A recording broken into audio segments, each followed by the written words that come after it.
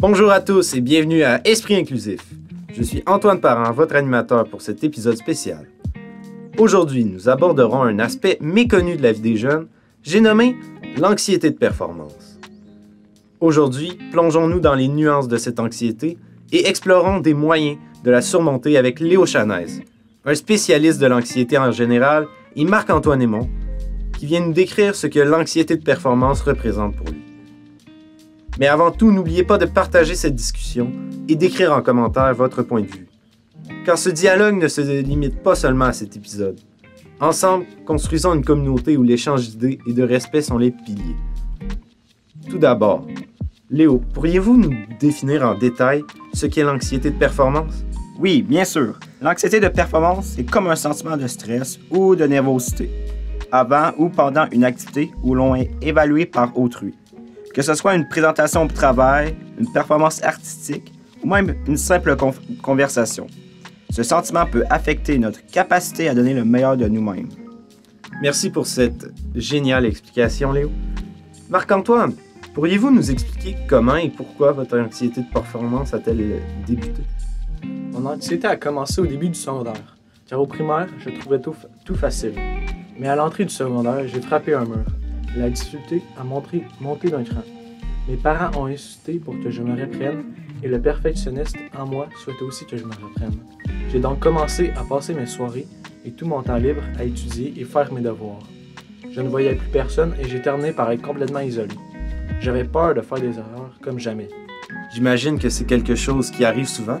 Donc, Monsieur Chanaise, est-ce que vous avez des trucs pour les jeunes qui, comme Marc-Antoine, se retrouvent avec des pressions sociales très élevées qui mènent souvent à de l'anxiété de performance beaucoup trop forte? Oui, en effet. L'un des remèdes que nous exploitons souvent est la banalisation de l'erreur, la visualisation positive, la respiration profonde.